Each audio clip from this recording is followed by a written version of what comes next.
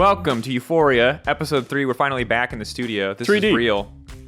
Be impressed. Or am I still rendered in front of a green screen? Hard to say. Technology's come a long way. Maybe we're AR'd in or VR'd in. Maybe this is the metaverse. Wait, maybe we live in a simulation. Maybe we do live in a simulation. So the metaverse now has Walmart and us. So I'd say so far it's kind of 50-50 on good and bad. At Daniel Drakos, at Caedrel on I can love Walmart. the Twitterverse if you want to follow us there.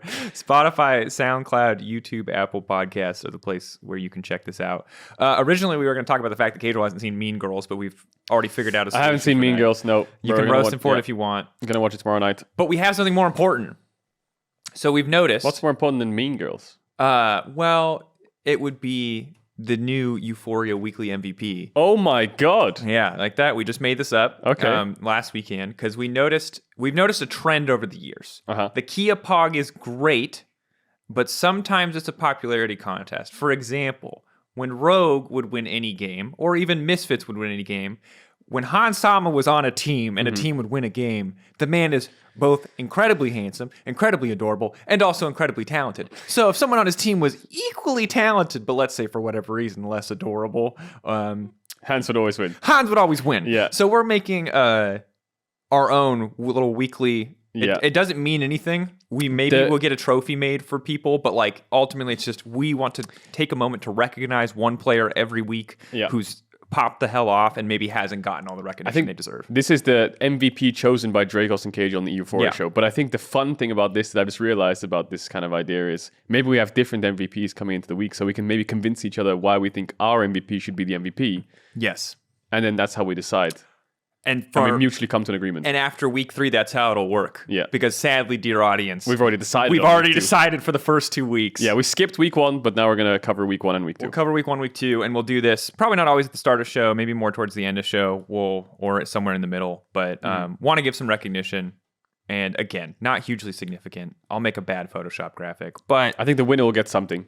If someone gets more than anyone else, and we'll get him a thing. I don't know what that thing is yet. From Drakos and Caedrel. Maybe we'll make him a shirt. Yeah, we'll get him says something. I won Euphoria MVP and all I got was this stupid shirt. Something like that. That sounds cool. That's great. And on the back it has like a big smiley face. To be fair, Phil, our producer, his SO made these wonderful trophies for us for MSI, so maybe we can get another styrofoam trophy. I've got it. The winner becomes a cutout for the next season of Euphoria behind us. Oh, that's very good. You like that? I actually think that's genius. Yes. You see? That's really good. Like that. Yeah. So the winner with most MVPs gets a cutout of them. Yeah, we do have to ask teams for like permission to do that. So if you are the team that does win, I don't know why you would say no, but like, please say yes. So anyway, that's Euphoria MVP. Let's go first 2 weeks. Do you want to start week 2 or week 1? Let's start week 1. Let's start from the beginning. So week 1, I think we both agreed on week 1 MVP. Yes. He's been in the LEC for a while. I think he is... I think we're going to talk about this later on, but in argument for the current best Western player, I believe.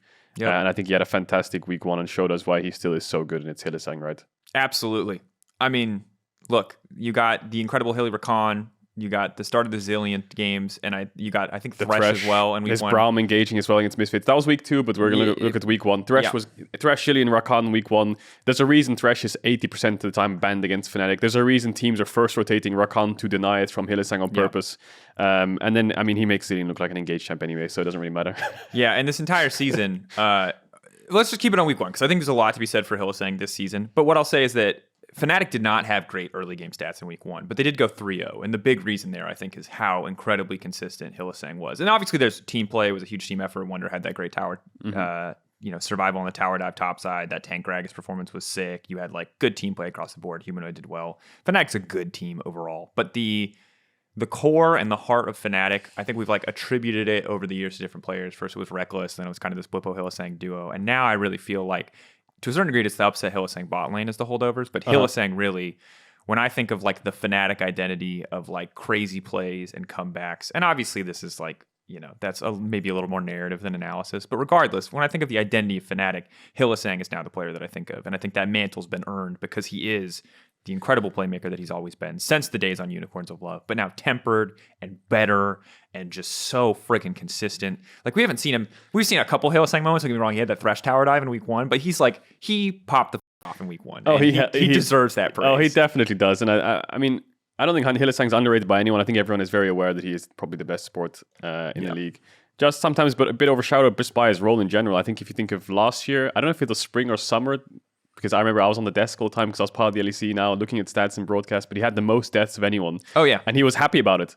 And then he comes into week 1 and has one of the highest KDAs, and I'm like, who the hell are you? And what have you done with Hylissang? Yeah, this is wrong. This is not right. He's just locked in This is Zillion. not cool. Week 2, he's playing Braum. Like, these range are supports. Historically, if you showed me, there's 3 champions that I'm deathly afraid of Hylissang playing. Zillion, which I only learned this split. I was like, oh God, how's this? And it worked out.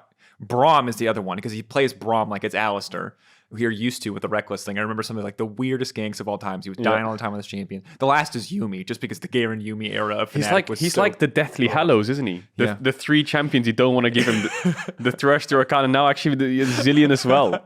Oh my God. Alistar as well, if that's ever meta. Hylissang Alistar. I think Hylissang is an incredible support player. And the thing that's really cool in the Hylissang narrative arc is not only has he tempered, and I don't want to put the pressure on that he can never die, because I think there is such a thing as a good death in League of Legends, but the Hylissang narrative arc now is that he's adding in champions that historically, like, when you saw Hylissang on Pyke or Rakan, you were hyped. When you saw Hylissang on Lulu, you were like, oh my God. Or Morgana, you're like, please no. But now that he's added Zillion to the mix, it gets me excited for how deep the Hylissang champion pool can go. And not just with wacky picks, but with some picks that we wouldn't consider Hylissang picks. Things like potentially Nami, things like Morgana. And don't get me wrong, the first time I see a Hylissang Nami, I'm still going to be like, oh, please, why is this guy playing But you Nami? know he's going to flash ult, flash bubble, flash engage. Like, he's eating himself running forwards with his AD carry next to him. That's a crazy situation to be in. It's the same in team fights. He was playing Zillion, upsets, getting CC'd right next to him. He just saves his ult, walks forwards, past his AD carry, uses his bombs, and then ults himself or something. Like, it's insane. My man's a Chad.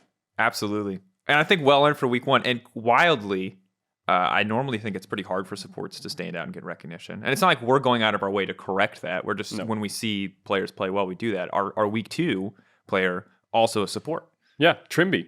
I think he had amazing weekend. Speaking of, the bubble into ulti into good. That man was clean on Nami. He really was, and especially when you look at their first game against Mad Lions where he plays Blitzcrank, he's just roaming the whole map. Like, he is taking over the map alone, and his AD carry is not really giving up as much as would be normal when you leave lane, because his timings were just so good.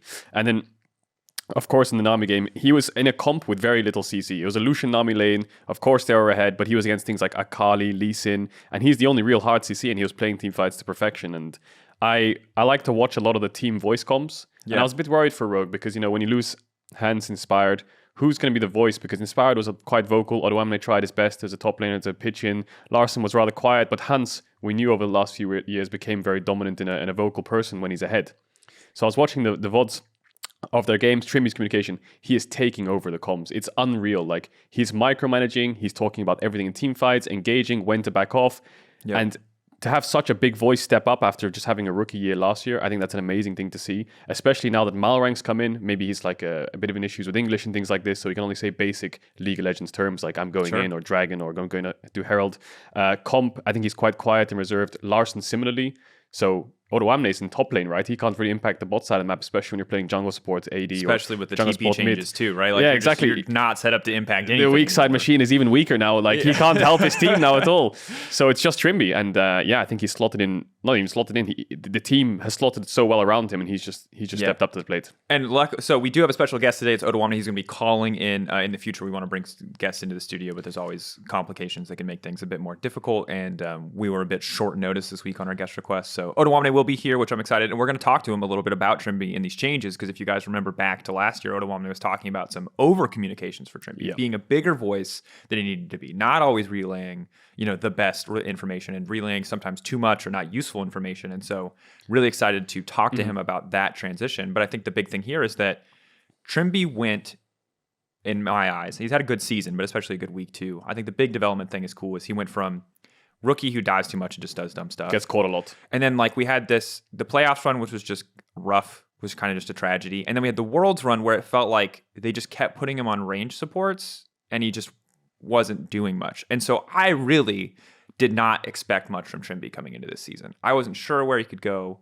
And it wasn't like his world performance was horrible. It just wasn't great. You know what I mean? And this split, not only has he been playing primarily range supports, but he's really been making it work. He's been super clean. They've been finding 2v2 kills in lane. It's been super solid across the team play. The fact that he's shown up in comms as well is so massive, because I think sometimes when you're playing a range support, you don't get as many opportunities to show off the way you would if you play an Alistair or a Rel or what are the hell, Nautilus, Leon. The flashing engage. And so I just props to Trymbi for... He's always been a super vocal and interesting guy to talk to, but I really think the play is finally stepping up in a way that we were kind of waiting to see. And the growth is just immense to see, especially when you think of Europe is just dominated by Hylissang, Mickey X, and I feel like each year you can see the player growing in the right direction. And like you said, getting caught a lot in spring, over-communicating in summer. His Worlds performance left a lot to be desired from that rogue roster, which was, I mean, a lot of question marks around them given the playoffs runs. But it's hard to know what the mood was like in the team because everyone seemed a bit out of it. And now 2 players have less. It felt like that team collapsed a little bit. And I don't want to put that entirely on Trymbi for sure. Stuff was going on. And I wonder if that affected him individually, right? Because I think that should have been a group that Rogue got out of, especially given that they're against Cloud9 for the tiebreakers, which no one would have expected. But still, they fell short. Trymbi's back, and I think he's doing fantastic so far. So, I mean, Rogue's undefeated. I think we have Fnatic versus Rogue this weekend as well. We do. We're going to talk to Odo about that. Who's going to go 18-0? Because one of them's not. So, yeah. I'm going to have to find out. Again, week 1, EUphoria MVP, Hylissang. Bam. Week 2, EUphoria MVP is Trymbi. I'm going to make some super mediocre graphics, and we will talk, if they win, about getting their cutout in the studio. If you think that there's anyone we slighted or anyone we missed in those first 2 weeks, remember, most valuable player, not like should be on the list for consideration, just like who do you actually believe is the best? Feel free to hit us up. Feel free to let us know, because this is an ongoing discussion, and sometimes we're gonna miss people. We're not perfect. There's a lot of good standouts. You can look at Elio on Mad Lions, who had that amazing first game against Vitality. But in terms of just like raw consistency, impact for the team, I think we have the right candidates. Well, and it's easy right now because both teams are undefeated to be like, someone on that team deserves MVP. Not that that's the only qualification. A player on a team that's losing can still be most valuable player. It's not always about who's just finding the wins. That said, let's talk a little bit more about week 2. And I think we have to kick off with the big turnaround, the kind of the most interesting team this season, I think, to watch, because there's so much drama. Ooh, it's Vitality and like 0-3 start into 2-0 weekend. And last week, of course, we asked about Alphari, and we'll talk about Alphari in a moment. But I would love to know from your perspective, Caedrel, what changed week 1 to week 2 in your eyes, where we saw such a different, just completely different look from this team? I mean, I think it's quite obvious to the naked eye what the biggest change was, and it was just raw individual performance. I mean, I don't think anyone can really shy away from the fact that in week 1, the names you have, if you took away the nameplates of the players they were playing in week 1 and you showed me their lane phase, I would never believe that they were the players who were actually on that roster. Caedrel Brov struggling 2v2, Perks at his tier 2 in level 5 on Vex when he counterpicks mid. And had his Flash Ignite. Flash Ignite. Akshan gets ganked once and is out of the game. Selfmade's not really finding as much impact. I mean, the Kiana game was okay, but still, like, I would really not believe that that's the names that are on this team. And then you look at week 2, it's night and day, right? Perks is almost 100 CS up against Caps in 25 minutes. Karsi's Brov are playing fantastic in the 2v2. Selfmade is unleashed around the map. Alphari solo killing Broken Blade top in the 2v1 while his jungler's a little bit behind him. Like, the stark difference in individual performance is so big, and as much as League of Legends is a team game, if your lanes are faltering in the first 20 minutes of the game, or we'll say 14 minutes in this case, we'll just take plates as an example, then you're going to struggle, because if your lanes get pushed in, you can't contest objectives, you lose out on dragons, you're forced to fight, so the game just slowly becomes worse and worse and worse. Also, just like, if you're playing badly, everything's gonna go badly. Yeah, like it's just you're gonna miss buttons on a dragon fight. It's just it doesn't. You must be this tall to ride the ride sort of deal. Like, if you're not gonna hit the minimum threshold for performing, which I think, like, I don't want to be overly critical about the 0-3, but like that Perks Vex lane is a prime example of like, what the hell is going on here? Mm-hmm. Like, who is this player on stage right now? Perks really, really struggled that game. He did not. He landed like maybe 3 abilities on Nuke Duck in lane. And the interesting thing to me is, I think Mephisto had an interview. I can't remember exactly who it was, so I apologize for that. But he said that we came out of the gates just kind of playing what we wanted and just trying to bring some spice into the league. We never really went to comfort picks. We just played what we thought could work and see if it does work and see if it sticks. And then you look at their draft, things like the Akshan, the Vex lanes with the counter picks into LeBlanc, counter picking top with Wukong, which we haven't seen Alphari play once in competitive. These kind of things where you're kind of wondering, okay. I mean, it's not really meta, but it does counter what they're answering. You give them Renekton, you pick Kennen into it, sure. You have Jhin lanes, you have Akshan into Yasuo, you have the push, sure. You have Vex into LeBlanc, all these things. You go into week 2, they're playing Orianna, Aphelios, GP, right? It's as simple as you just look at their games across the board when they're playing Perks on Corki. Orianna, he's played hundreds of the games probably in competitive on these champs. Cars, he's playing a Jinx Thresh lane. Selfmade on Olaf, he looks fantastic. It's his comfort pick. They just made it a lot simpler, and I think that's what Mephisto said in the interview. He was like, look, week 1, we were a bit too spicy with the picks. On top of the bad individual performances, on top of not being able to contest things, you have their TF Kiana comp Renekton, where they were so far ahead against Fnatic, they just threw the game by getting caught all the time. They made it much simpler, and they performed much better than and up to par of expectations of these individuals. So it all came together. Yeah, absolutely did. I'm excited to see what the development looks like week to week now, to see if they can continue to perform at this level, but then also slowly add back in that individual flair, that individual spice, the Akshan mid. Not that I ever really want to see Akshan mid again, but like, that kind of individuality. Because I think like playing something stable is all well and good, but I do like when teams can also throw a curveball into the mix, throw a Kiana jungle in there, you know what I mean? I mean, they were playing with fire a bit, leaving up things like Yasuo, Dyna, Renekton, Dyna, Renekton. We can probably counter that. We have pushing lanes. There's like playing with fire, and there's like putting your face into the fire. You know what I mean? There's a line between like risky decisions and like jumping in front of a gun, Yeah, and I think the creativity was also good. The communication looked good from the outside. I mean, it was simple as in the G2 game, right? They picked Caitlyn Zyra. Now, you could get caught off guard by pocket picks and be like, oh no, Zyra lane, I haven't played against this in 4 years. What the hell does it do into Thresh? I get pushed in, like Zyra's good into Thresh in lane. Selfmade was like, guys, I'll just level 2 ganked him. Game's over. Zyra very unsuccessful in the LEC, by the way. Like, not since the season whatever era where she was like super, super popular. Because she's been played she got played by Sir Nukes a lot. I remember Hiva played it as well. I think Hiva played it, Sir Nukes a lot played it, and got absolutely bodied by Caps' Zoe. That was when we literally saw Battlestar one-shot a Zoe, Zyra like 6 times in a row. That's the weakness of Zyra, right? As a range support, your lockdown is a skill shot, and then of course your ult's a lot of damage, but you gotta get through the lane phase. And Selfmade was like, look, if I level 2 gank this lane, they're out of it. They're playing Caitlyn Zyra. Caitlyn needs to win lane or she's really useless. And if Caitlyn's sitting onto her tower, it's already lost. And Zyra similarly. So the second that level 2 game came in and they lost summoners, it was like, wow. Wow. Against the GP as well. and I'll give Targamas the benefit of the doubt that he probably knows something about that pick and saw something in scrims that we didn't. But I'll just say that on paper, tank Zyra sounds like, or tanky build Zyra support just sounds like booty. It just sounds like a bad version of Aftershock Lux when Aftershock Lux was good. The logic is you pick it with Caitlyn, you win your lane, you get such a big advantage on your Kate, and then you just become a frontliner for your Kate and like a CC bot, right? But if it's a very kind of step-by-step process where if one of the steps fails, I think you're back to square one and the game's already over at that point, right? Because if you go back to square one after having lost your lane as Caitlyn Zyra and you need resources still, then where is that resources coming from when you're against GP Aphelios, right? You can't really ever walk up Orianna as well. Maybe my real issue is I just hate anything that's any Caitlyn lane. It's all the same. It's all the same. Yeah. Like, unless you're doing a defensive support, which I don't think super is the best way to maximize Caitlyn's value. All those Caitlyn supports, the Morgana, the Aftershock Luxes, it's just like if you fall behind, all those champions just feel like they just get one tapped in every single team fight. Yeah, definitely. And I mean, props to G2 for trying something. Why not? Yeah. I think Vitality tried in week 1, G2 tried in week 2. Lux was open if they wanted it, but the thing that I saw, I tweeted about it actually, was there's so many hateful comments towards players. And I was talking to this with Dom about it. It's like Vitality goes 0-3 in 1 week and everyone's like, wow, this team's like terrible, washed up, horrible. And I was looking at some of the Reddit comments and then I go to week 2 and they win and they're like, wow, it's going to be the best team in Europe. Like, this team's so good. G2's washed up. When at the start of the week 1, G2 was supposed to be looking pretty good for Worlds this year. Yeah. Now G2's washed up and everyone should replace all these players. And like, I think there's so much overreaction in the LEC in the first couple of weeks of spring. And I think people should realize that spring split, new team, start of a brand new season on new patch, one best of one doesn't define a player, right? Absolutely. And I think that there's kind of 2 discussions I want to have in this world of Vitality and G2. And I think we can end, we asked a question about Alphari last week about carrying. I think we can end on the Alphari carry question, because I think this is probably the more immediately pressing question, is talking about fan expectations and to a certain degree fan reactions. Like, I think people can be super toxic, and I hope that people recognize that best of one ever, and just in general, a single week of results, and even like a half a split of results. Like, how many times have we seen a player just grief it all regular season just to pop off in playoffs, or a player be absolutely god tier in regular season and then and then inversely grief it in playoffs? You know what I mean? True.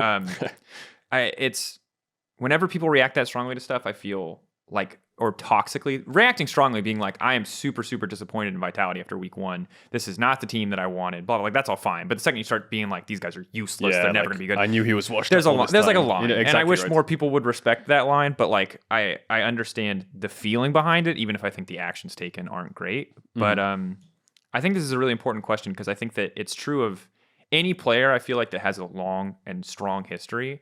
It's like, as much as that expectation is used to level them up when there's moments of doubt, it's also used to tear them down, I feel like. Because the second, like, Perkz is like has such an incredible history that we'll always probably give Perkz the benefit of the doubt. Kind of like we did with G2 and Reckless and that super team last year until they're actually out. The downside is the second Perkz like underperforms, people just dog pile in. Like, if this guy was like no name rookie, no one would care. Exactly. Literally no one would care. But because it's Perkz, they want to like obliterate this guy. Yeah, I think it's a mixture of a couple things, right? The first one being the expectations on one of the best Western players of all time, right? Yeah. Like this guy should perform, this guy should be carrying no matter what all the time. So you can never really have a game where you're playing bad because the second you do, everyone's there to see you fail, right? Because you're at the top, everyone's worried to see you fall, kind of, right? So the second you start losing, everyone kind of goes in.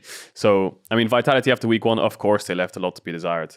I mean, they played pretty bad as well, right? It's a long year. Worlds is 9 months away, right? It's week 1 of a spring split, and it's a brand new team. Then you go into week 2, they play good again. Great. Are they going to be the best team in Europe now? Probably not yet. It's really hard to say, but I'm glad they're on the up, right? Yeah. And I think the big thing here is that we saw kind of the torch, in this case, literally, because these players that are getting flamed passed from Perkz to Caps, because Perkz absolutely bodied Caps in that mid lane matchup. Perkz played incredible, don't get me wrong. And I think Caps really struggled in that lane. And I was caught off guard by how insanely one-sided that mid lane matchup was. And while Caps absolutely deserves to be criticized for that game, I think people have taken it far. But this kind of brings us to the important part of the conversation that we've had a little bit. It sounds like you and Dom have had a little bit too. It's like, especially for G2 now, what are reasonable expectations for players like Caps? And yeah, in this case, not like Caps and Jankos. What are reasonable expectations for Caps and Jankos? Because we've seen the highs of 2019, and we'll always call back to them because that was a great time. Everyone, right? Wunder, Mickey, Perkz, Caps, Jankos, everyone was playing so good. Everyone was so good at that time. But now we've got the 2 players left over on the G2 lineup are Caps and Jankos, and they bear the burden of like all of G2's previous successes. And in some ways, that's great again, because they're legends and they're they will always be legends, and we can never take that away from them, even if they sprint it for the rest of their careers. But what now here in 2022? What do you think are actually like reasonable expectations for Caps and Jankos? Because I don't think, based on what we've seen in the last few splits, that we can expect Caps to be the 2018 Worlds, 2019 Worlds Caps, where it was like, just be there for Caps, because at some point he will just outplay them. He will make an advantage. Exactly. I remember Brox talking about this. He will find an advantage out of nowhere, and all you have to do when you want to jungle for this guy is be there when he does it so that he doesn't die too. That's the thing. That's the beauty of what Caps was on G2. And I feel like that hasn't happened recently.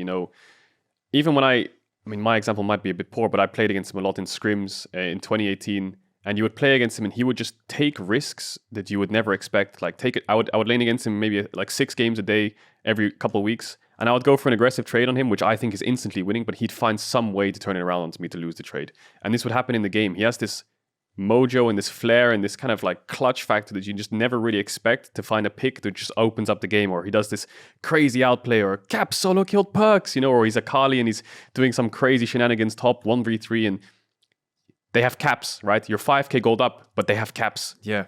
That's what you're thinking against. I've been in that situation. You're a couple of 1,000 gold up. 2019 spring, we played against this new super team of G2. Week 2, we were 4k gold up. We were winning, but they have Caps. So it's like, he still needs to be really careful. He has this mojo, this aura around him where you're like, damn, this is going to be hard to close out.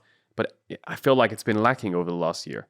And it's hard to pinpoint what it is. And I always wonder, how is Caps' motivation? I always ask myself, like, how is Rasmus doing? We always talk about Caps, but like, as a person, how is Rasmus doing? Is he enjoying the game? Is he still grinding as much? Because I remember hearing stories of Caps just kind of sitting there grinding League for 14 hours a day, forgetting to eat, sleep, drink, or anything. And, people would have to be like, Caps, here's some food. Rasmus, here's some food. Make sure you stay hydrated, stay healthy. And he would just have this awe for the game, and he would love it, and he would grind it.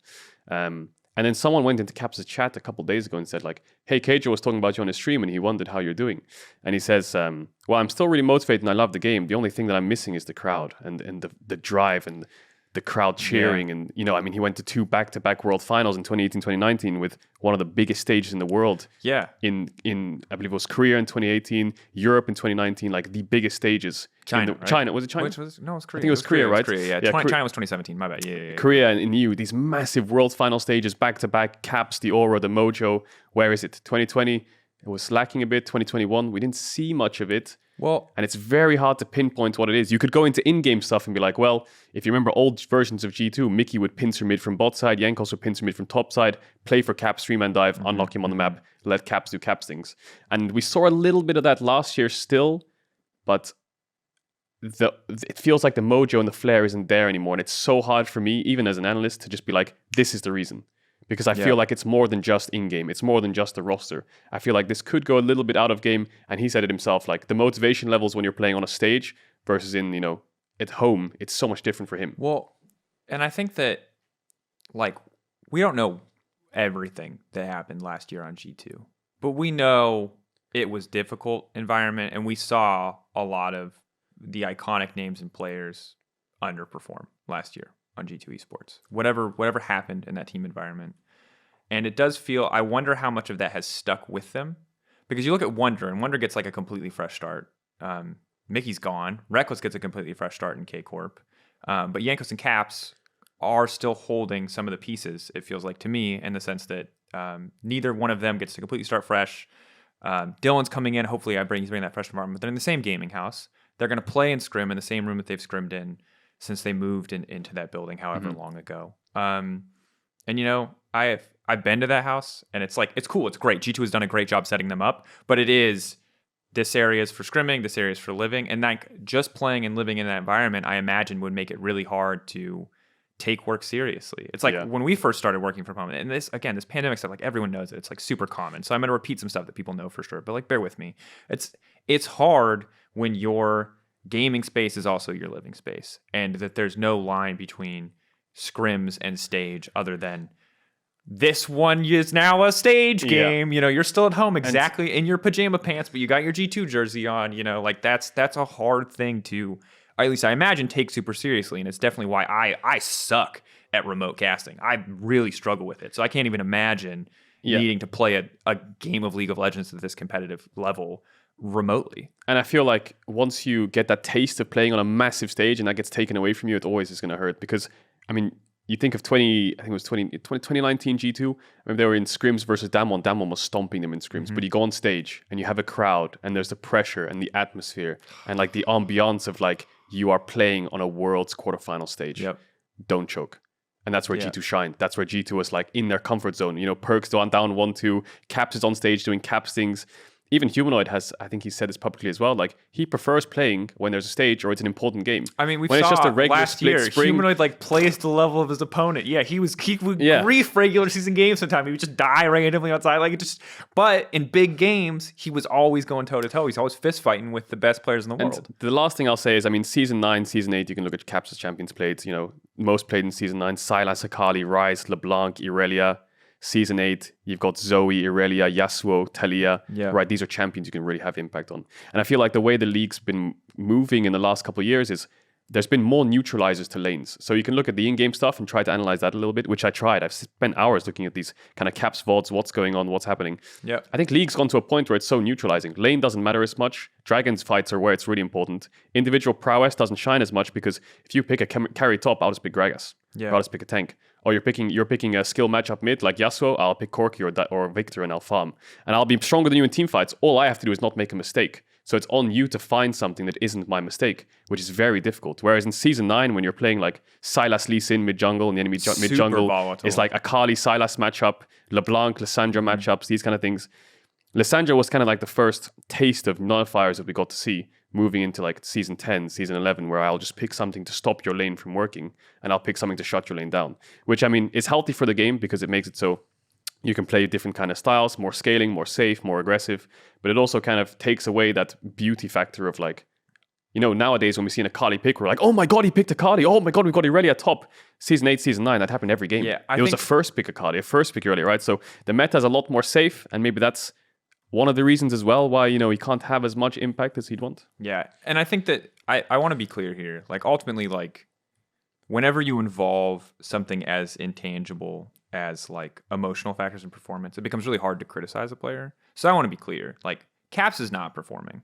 And whether you want to take the factors that we've taken into account and Caps' word for it, ultimately, if you're a G2 fan, it's okay to be like, I really want Caps to get back to that form. I think I want him to get back as well. I'm not even a G2 fan. Better. I don't think he's performing good enough. Those are all super valid criticisms, and I don't want to invalidate all of them just by saying, because it's not, I don't want to say it's like a free pass, but I do think that like it's easy to give him a free pass again because of the history. So if your opinion is, I want more from Caps, I think Caps should be performing better, I think that is totally fair. I think that is totally valid because I don't want to just sweep everything that is, like lackluster about his performance under the rug and be like, when the crowds are back, it'll be fine, because we still don't know that. But if you're a Caps fan, I think it's okay to hold out hope for that. And if you're a G2 fan, I think it's okay to ask more from your mid laner. Again, though, put down the pitchforks a little bit. Mm-hmm. It's a brand new roster. Like, the fact that G2 were solid in week 1, I thought was pretty impressive. That they retained some of that like chaotic playmaking identity that the previous team have, I also thought was good. And it's a bad week. Maybe it continues to be bad, but this is a new team, and I think let go of some of the previous expectations while Caps and to a certain degree Jankos and these players as a whole try to climb back up to that. Don't make an accountability Reddit thread or anything like this about the player. I'm not a G2 fan. I'm not a fan of any team specifically. I'm just a fan of League of Legends. I'm a fan of players. I'm a big player kind of driven person.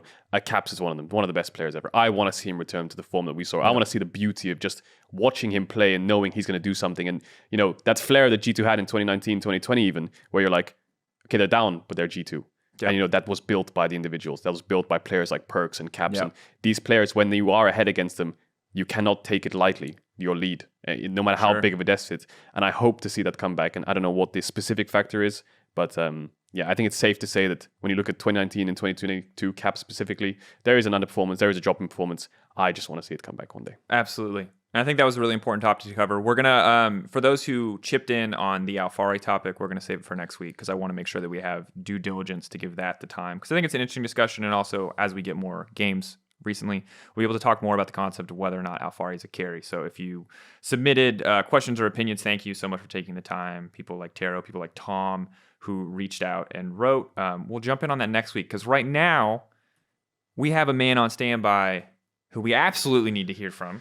None other than top laner for the currently undefeated Rogue. It is Odoamne. It's our distinct pleasure now to welcome to the show none other than top laner for the undefeated, incredible Rogue lineup. Undisputed. Master of 1,000 kills, not quite 2,000 deaths, but he's working on it. None other than we're getting there. Odoamne, one step at a time. Welcome, dude. How you doing? How's life? Happy to be here. Sad I can't be in this kick-ass studio that you guys. That studio looks sexy. Sheesh. Yeah, bro.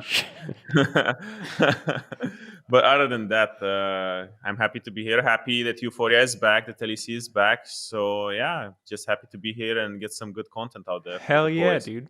That's the positivity I was looking for. We're going to talk about Rogue. But before we talk about Rogue, we have to talk about the other great piece of information, the news that Papa Rito has given us all a great and wonderful gift. It's a Christmas miracle, Drake. I'm telling you, I thought it was Christmas. Every time a bell rings, Chemtech Drake loses its wings, apparently. So Chemtech Drake is gone. Odo is the only person who's had to play pro with Chemtech Drake. Are you living your best life right now? Are you happy about this? I mean, I thought the buff that Chemtech gives you is all right, a bit niche, but all right. The soul was okay because I felt like they nerfed the soul long enough to actually become decent and not be game-breaking OP like it was on release. Mm-hmm. But the terrain was the big yikes. The terrain I felt like was kind of really non-interactive. I mean, there were so many times where you just walk into the jungle and the whole team is just in the fog and you don't get to see it. So I felt like that was the problematic mechanic of the map, not so much the buff and the soul, because it made it really hard to retake or contest, even when you're ahead. Like, even if you're ahead, if enemy team has tempo and they're just camping in the fog, even with the plans that they introduced, I felt like it wasn't really enough. I mean, the vision plans that would spawn very often were a good addition to the game and made it a bit healthier, but still, I think it was the map kind of missed the mark there. Yeah, I think the changes right over the last few years is like It's weird at first, but you slowly get used to it. So like the blast cones, when they first came into League, I was like, what the hell is this, man? But after like 3 weeks, I was like, oh, it's not too bad. But I could never really get used to the Chemtech Drake. Gumayushi said in an interview, it's definitely hard for the losing team because the fog limits a lot of vision. As for the soul, well, the revive effect isn't that strong. Just the dragon is overall changing the map is so annoying to play against. Yeah, it seems like the general consensus is just that the fog had to go. So I actually wonder. Imagine Rengar right now. He's got his camouflage buffs and he's like, well, now what, guys? You know, like all the camouflage has disappeared. It's like, well, I can jump in camouflage. The guy who has to make the Rengar changes to make it work for Chemtech Drake. It takes you like working late night hours to balance the shit to get that code in. They're like, actually, we're going to remove that from the game. You know what? Second thought. Actually, Odo, when did you guys get notified that it was being removed? Did Riot tell you earlier on? Were you told at the start of the week? Because obviously it won't be on the LEC this weekend. Yeah, I don't think we got notified because I saw it last night. Last night when it went live, I was like, oh, okay, well, it's gone. Because I don't think we got any prior notification or anything. I think it was just they flipped the switch on Chemtech and then they posted it and we were like, well, okay, no Chemtech. Yeah, it's a very sporadic decision. Just all of a sudden, boom, okay, it's gone. That's it. We're not disabling it for a future. It's just gone from the LEC as well. And it's really interesting because it's like you saw Akali's turret shroud mechanic, which I think was like pretty universally hated. Like that got just patched out. Oh my god. You know what I mean? Like or hot fixed or whatever the hell happened with that. Aphelios Blue got on release. Yeah, but like these are things like these things got fixed in the next patch. Like how hated did Chemtech Drake have to be for this to actually go down? Phil, are we good by the way? Odo's camera froze. I'm kind of frozen. I think it's our camera being doomed. Wait 1 second. Okay.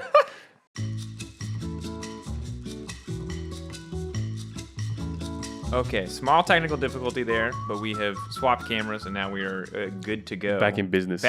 I was just saying that I think that the what's wild is how quickly this has happened and how just rapidly this has been taken out of the game. Because we had super OP Akali, completely invisible under towers. That was fine. That waited a patch. Blue Gunnaphelios is the one that you pointed out. That could wait a patch. The Zoe. Literally the last time they took something out this rapidly, other than like small hotfixes, is like when they killed GP for that lore event and he just actually disappeared for like when was that? I don't even remember that. So before the GP rework, they like killed him in the lore and literally took him out of the game for like I don't remember if it was a week or a couple days. Odo was around for this. 2016. Yeah, it was 2016. Worlds was coming up. Okay, so the thing is, they remade GP right before Worlds, and it was it was 2016 Worlds. 15. Or no, 2015. Yeah. 15. It was 2015 Worlds, and he literally died, and like unjokingly died, and he was disabled for like a while, and then it was playoffs.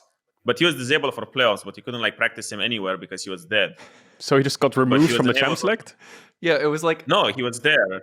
He was there, and then this champion got permabanned 99% of the games at Worlds, along with Mordekaiser as well. Oh yeah, that patch. So that Worlds patch with the Mordekaiser dragon thing. But that was literally like they killed him in the lore. And he was removed from they were so committed to the lore that he was just gone. But I think the good thing about all of this is like Riot actually don't just say, you know what, we're right. It's community to one side. No, they actually changed it. They actually like, you know what? A bit sporadic, then it just came out of nowhere, I will say. But like the good thing is Riot actually budged on their opinion. Like, you know what, we're wrong on this. We maybe messed up here, or maybe we couldn't really fit this into the game as well as we wanted to. You guys are right. We're going to take it out. Communities, everyone I think is rejoicing because the comments I saw on social media, everyone's like, "Thank God for this. I'm so happy." But I think it's respect to Riot for actually, pulling back on that.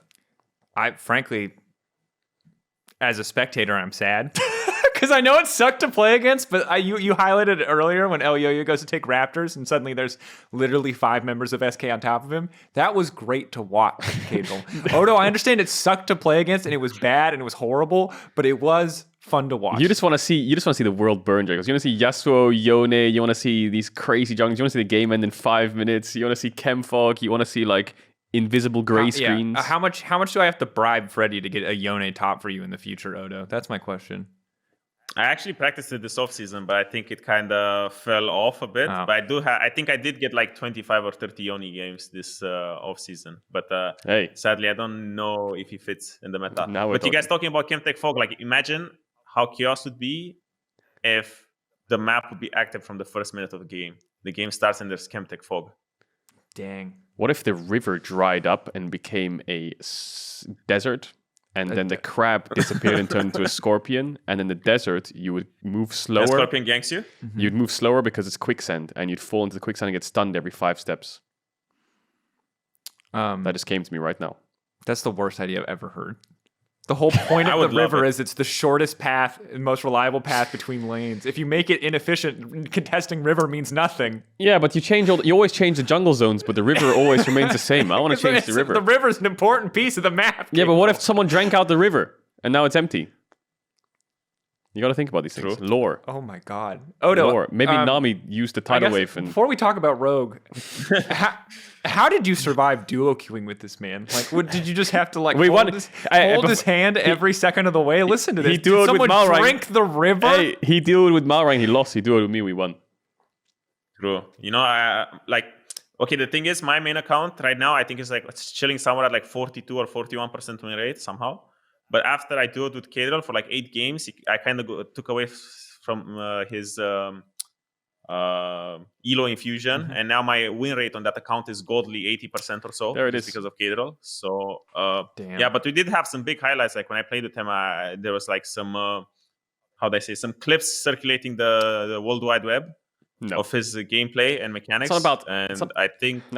It's not about how you win. I can see where the elo came from. It's not about how you win. It's the fact that you did win. It's not about how you crossed the line. It's the fact that you crossed the line. No, I think it's pretty important. No, that we don't look at the context of the games. The we look at the wins. Really important. Yeah, no, we look at the win rate, percentage. No, it's stats. different because you got to understand when you get elected president because the people voted for you versus you appoint yourself the president. It's a very different context. There may have been some happy little actions in those games. You know, I was shaking off a little bit of rust, but the point still stands. We won a lot of games, and the Caedrel buff. See, if you ever need a duo partner, hit me up. I give you some wins, and then you go on a win streak. It's as simple as that. It's the mojo.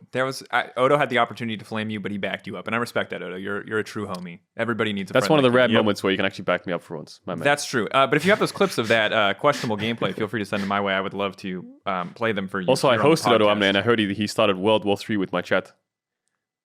True.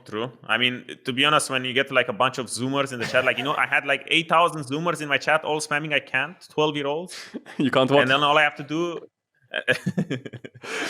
Okay, wait. We've officially crossed the back to League of Legends at the LEC. Yeah. Odo, you've beaten a lot of people. Some of them might have been Zoomers in the last few weeks. And me. And Caedrel. 5-0 now. Obviously, you're probably feeling pretty good about the season, but how is it going in the team overall? Are you surprised at how quickly you guys have been able to be this successful? I mean, when we first started screaming, we had some issues. Obviously, we have non-speaking English jungler, most OP role in the game and all of this. So there was like some barrier at first, and it was a bit hard, but things got better with time. But I think when we came back into January and we started screaming, things were like kind of getting better. I felt like the big thing that we had going for us was the fact that we were improving pretty fast, and we are kind of all open to listening to each other, which we didn't really have in the previous iteration of the Rogue roster. Scrims were all right. We felt like we were in good form or like decent form. But I always saw like the schedule at the beginning of the season, and I saw our first 5 games, and I was like, okay, if we want to be good, we have to be 5-0, because this week or like next week of LEC, we have Fnatic and Vitality, the big boys, and I feel like this is the first real test. Get it? Dissing Mad Lions. But yeah, this is like the first test for us with Fnatic and Vitality. And I feel like this is the point where we see if we're actually decent, or if we can be a contender or whatever, or we're just like fine. I wouldn't say we're bad, but we're like fine, because 5-0 with the teams that we had is quite, wouldn't say expected, but if you want to contend, it should be a given. And yeah, now is the big test, and now we need to see what's going to happen this week. Yeah, for context, for anyone on whoever missed the LEC, Rogue played against SK, Misfits, Astralis, Mad, and then BDS. So kind of like expected middle to bottom pack teams, and then Mad Lions. People below them on the tier list, most certainly, in a lot of cases. Although, to be fair, we put Mad above you guys, and you guys have definitely come out swinging. I think the thing that excites me the most from what you said is that, and you mentioned this in PGL too, that you guys one, have this open environment, and two, that you're all clicking, you're getting along well. It feels like it's a personality fit, which I think is super cool when you take into account the language and culture barriers that often could be experienced or have been experienced in the past with when you bring a Korean player into a European gaming house. So talk to me about that team dynamic. Does it give you optimism and hope for the future of this Rogue lineup? Like, how high do you think you guys can go now that you have an environment where you feel like people are getting along and everything is open? Because that sounds like a really big shift from what I heard about last year. Yeah, I feel like it's important because it kind of offsets the fact that people would think or objectively think that this roster doesn't have as much talent as it had with, Hansen inspired everyone saying that they're the best in the role and they left. So people perceive this as being a downgrade. But I feel like this team kind of has mad 2021 vibes where they're maybe not the most insanely talented individuals, but the fact that they have a coaching staff and their personalities kind of mesh well together, that they can improve and they always have growth, or they always showcase signs of growth. I feel like that's a thing that's kind of exciting for me because I haven't really had a team dynamic like this for a while. I think last time I had a team dynamic like this was maybe Splice 2017, where even though we weren't really tontending, we were kind of this roster that is not really insanely stacked on paper, but due to the fact that we got together pretty well and we were improving consistently, it felt pretty good. So it's definitely a shift, and I feel like it's a bit more relaxed as well, and I have a bit more room to showcase what I can do than I had last year, I think. I think that's important because a lot of teams at the start of a split or a brand new roster comes together. You always have that honeymoon phase where it's 3, 4, 5 weeks, however long it may be, of just good vibes, good feelings. But seeing the signs that this will last for an entire year is so important, because I think when shit starts to hit the fan, that's when you need those good vibes, because eventually it does. There's no roster in any League of Legends who goes undefeated no matter what. You're going to lose on stage. You're going to lose a game or two on a weekend, or you're going to have a bad couple weeks. You need to be able to overcome it, I think. Yeah. And I have a theory about... sorry. No, go ahead. I have a theory about this, but I don't know if I've said it before, but I think every single year, in every single roster, at least in EU, there's always going to be civil war. And at the end of playoffs, the team who had the least destructive civil war is going to win, or the team who ends the civil war the fastest wins. Because I just feel like the region is so stacked with personalities, and everyone is just, wouldn't really say toxic, but has this ego and this drive and passion to win. Conflict is inevitable, so I feel like it's going to happen at some point, and the team who manages to fix all of this is most likely going to get further than the team with individual talent, just because what's talent going to do if you hate each other? Yeah, I agree with that 100%. If you look at the last year of LEC, Mad Lions vibes looks incredibly good outside the game. If your team this year looks similar, that's just such a good sign, because vibes carries you so much further than individual skill. Yeah, and it's in a long split, long season. I agree. The impact of having a good working environment, everyone being on the same page, I imagine is super important. And I don't want to go looking backwards too much, because I think there's so many exciting things in front of you. But how much Rogue kind of collapsed last summer, and Worlds also felt a little bit difficult. Were you guys the loser of that civil war? Were you guys the team that felt that the most heavily? Because I don't think from the outside people ever looked at Rogue, outside of maybe a few rumors here and there, as a team that was going to have a lot of internal conflict. People looked at Fnatic, sure. People looked at G2, sure. But Rogue was never on the list of high conflict team. You guys were pretty good, I guess, at if there were issues, at keeping that out of the public eye. So how big of an issue was that for you guys? Oh, we had plenty of civil wars, I think. I think spring, all the way back in spring when we lost first time to Mad Lions, we had literally biggest civil war that EU had, I think. It was literally that bad, and we managed to literally save it the night before the game against G2, and then we clapped G2, and then we went to finals, and then we lost. But that sucks, but civil war ended then. But the fact that we managed to pull it out of civil war the night before G2 game was a big win for us. Wouldn't really say that we had so many other full blown out civil wars, but we did have a lot of tension and stuff, and it did get into between us and Progress, because we had some personalities that didn't really fit well together, and we were hitting a lot of walls, and people weren't really willing to make compromises and stuff. I guess we kept it out of the public eye, but then again, I think literally every team in EU keeps it out of the public eye, even G2, Fnatic, Mad. Even Mad, I'm 100% sure that even Mad, with the vibes that we see from them, with the full-on, they're getting along super well. For sure, they had civil wars as well. Everyone has civil wars. But it's just how you manage it. We managed it okay, but it would have been nice to have a bit less, Yeah, it's one of those things where it's in 5, 6 years, 7 years time, you look back, you're like, damn, the vibes were pretty rough. And I think it's so important because those kind of arguments or those discussions, those civil wars or whatever it may be, leads to many different things. It can lead to lacking confidence in your teammates and trust. I'm not going to come to your lane, or I don't really trust you on these picks, or I'm kind of unsure with the draft already. It can lead to tension, like you said. So even outside the game, you lose a scrim set, and the atmosphere is bad. No one's really talking to each other, looking at each other, and no one really wants to speak up either. So I think getting it out and making sure that positivity is somewhere in the room is so important, to just grasp onto it and not let go of it. I have another funny story, though. Yes, go, I think it was World 2016, talking about Civil Wars again. It was World 2016's. It was the group with EDG, Albus Nox, and who else was it? AHQ, and we were 1-2. And literally, we were screaming. And the night before the game, it was literally World War III happening in the H2K training room. Everyone was imploding. Everyone was about to explode and have the biggest fist fight of our lives. Well, a bit dramatized for a comedic value, of course. We're not obviously going to fist fight, but there was a lot of tension in there, huge tension.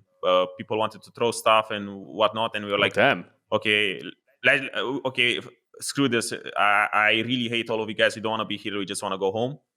And this was literally the night before the game, and then the games. Week 2 of groups, and then we go 4-0, and then we clap everyone. What the hell? It got to the point where things were going to get thrown at each other. Damn, that's next level. Normally it's verbally, but when it gets a bit physical, then that's kind of damn. Okay, so I heard this rumor about that roster specifically, that when you guys made your run domestically in Europe, that the reason you started popping off on stage games is because you just stopped scrimming together because the vibes were so bad. Oh my god! It just the opposite of reality, counter logic. Just don't. But Albus Nox did the same thing. They didn't scrim on a different reason because no one wanted to scrim them that world, so they were all just playing WoW, and then they made it to out of groups somehow as well. Oh no! Yeah, we were I think we lost to Splice. With that roster, and then we were okay, it's not really working, I think. Or actually, I don't remember if it was this timeline, but I do remember that we were screaming and we were okay, things are going worse and worse. We kind of all hate each other, so let's just stop playing, because the more we play, the more we're going to hate each other. So we literally just stopped screaming, and then we went on and we were just 3-0ing people left and right on stage. And then we were okay, well, this works. It's one of those things where you're just digging a hole and it just keeps getting deeper and deeper and deeper because you keep practicing and losing, getting more and more frustrated, where you're just screw the hole. I'm just not even going to scrim anymore, not practice, go on stage and then just flip it, and see what happens. It sounds like the literal worst situation ever. Imagine saying that. But I think it's probably one of the best solutions to a situation like that sometimes. The shareholder of your esports company is how are things going with that team? How's practice going? Well, they've decided to stop practicing because there's complete anarchy. But we're fine with it. This has worked before in the history of esports. Trust me. This has been fine. H2K 2016. Semifinals. It was impressive. Actually, question on that, Odo. Do you think that stopping, as much as we say that you're winning because you're not scrimming, do you actually think stopping scrimming was the best thing to do in that scenario? Because if you just kept going scrimming, it would just get worse and worse and worse. I think if we kept scrimming there, we would probably not make it as far. We'd probably lose stage games more. I just think the problem was that we didn't really know, or the individuals themselves didn't really know how to fix their issues, so they just took the easy way out to just distance themselves from each other and be well, I don't know how to fix my problem with you, so I'm just not going to interact with you. So I did feel back then there was not as much structure as there is now, because these issues, you kind of see them grow and fester, and you can kind of start tackling them early on. But back then there was literally no structure around this stuff. There was no coaching staff or big coaching staff around this. It was literally only one head coach. I think that was the meta, and that's it. And I mean, probably back then was way over his head. He didn't have any idea what to do, and I don't blame him. Like no one did, you know. Yeah. But I felt like it was one of those things where you're like, it's the end of the season, and what's the best way to tackle this issue? You can have short-term solution like a band-aid to just not scrim, or a long-term solution when you actually get people to fix their issues. But we needed a short-term solution because playoffs was literally in like a week or two, and we were like, this is literally the only thing we can do is just don't piss each other off and just stop. Yeah. And I think people fail to realize sometimes at home, especially if you've never been a pro, you've never been in those kind of environments, you're living with these players 7 days a week, nonstop. You're scrimming, practicing on voice comms for 6 to 7 hours, all in the same room, figuring out how to fix problems as a unit. And small things can really rub you the wrong way, and it can grow and it can fester, right? Even the smallest of things, like, you know, leaving things in my bedroom, or just being annoying, or like snoring at night, or not being, you know, just the things that are just like you can fix, but you know, you don't really want to, you know, offend them or anything. And those are out of game problems, in game problems as well. You know, you can't play this champion, so I can't play this. These problems really fester when you're living, breathing next to these people for 9 to 10 months a year. Yeah, that it can really start to get, you know. I mean, communication is certainly hard, I think, in any professional environment, and doubly so when your work environment is also your home environment, something we talked about a little bit about earlier today. But speaking of communication, I would love to talk to you a bit about Trymbi, because we had you on the podcast last year and we were talking about Trymbi as a player who was super eager and was like almost over-communicating in games, relaying way too much information, sometimes maybe not always relaying super useful information. But then a couple weeks ago, or after week one, we saw your guys' comms video. And it sounds like Trymbi is like Mr. Shot Caller extraordinaire. How are you feeling about this, about him and his development? Because I don't want to oversell it, but I would love to get your thoughts on how he's performed in the first 2 weeks, because we've been pretty excited about how well he's been doing. Yeah, I do think though that last time, or like last year when we had EUphoria and I talked about this, it was a bit different circumstances, because I think it was literally his first stage game, or our first stage game as a roster or as a team, because we were just doing full online, and then the stage game happened where everyone just kind of flipped out because different stage, different pressure, etc. So maybe, I mean, I will give him the benefit there, or I should have given him. I think I did give him the benefit of the doubt that it's just a new situation, needs some adjusting, but. How he is now, I feel like he's always been, but it was just that unlucky circumstance back then where it was our first stage game, and kind of everyone messed up, you know. But that was kind of like the obvious mess up, I think. So, I think outside of that, last year when we talked about it, he didn't really have any screw-ups. His communication has always been crisp like this. But I do think that 1 year in LEC for him did a lot, because right now I feel like he's come back with a lot more confidence, and I feel like the environment also around him is something that he needs, because he is a bit how to say this, he's a bit more on the introvert side. Well, not really introvert, but he's more like kind of chilling with himself, you know. He's kind of wants to keep to himself and stuff, and he wants to have this like peace and quiet. And I feel like now he has the environment is more suited to what he needs, so he's kind of thriving, I guess is a good word, where he's just finding himself and developing more as a player. And I feel like now communication system is also a bit changed for us compared to last year. Everyone's kind of knows his role, and people don't really freak out and get super excited over things, and everyone just doing what his role needs to do. So I feel like that's why he has this room to grow or to show. So it sounds like the comms are a lot less stressful. Yeah. I mean, before, at least on stage last time when we went before the EUphoria, we would be like, oh my God, there's someone here. Go, let's go. We can fight. And then now we're just like, oh, there's someone here. Oh, we can maybe look here. Let's look here. And everyone just vibing, you know. Yeah, just calm, chilling. Vibes are good, you know. That whole team environment just sounds like the biggest improvement for Rogue, and I'm excited to see how far that takes you, and how much you guys are going to develop as well. But I'm curious how you feel about your position in this whole thing, especially with the teleport changes. I feel like, and your insanely low jungle proximity stats, you're literally watching the team vibe for like 15-20 minutes of the game and actual gameplay. Yeah. How do you feel about playing top lane right now? Like, how, because you've played this role for so many years, you're playing a lot of the same champions. that you've always played historically, and now you're completely isolated on the island. How do you feel about the game? How do you feel about your performance and top lane in general right now? I feel like it's also kind of like the direction that us and coaching staff wanted to take, because when you have a new team and new pieces everywhere, you kind of want some degree of stability somewhere. So when we started, we're like, coaching staff was like, okay, this kind of sucks for you, but you kind of have to take the L and play Weakside because blah blah blah, Weakside king, all of this narrative jazz thingy.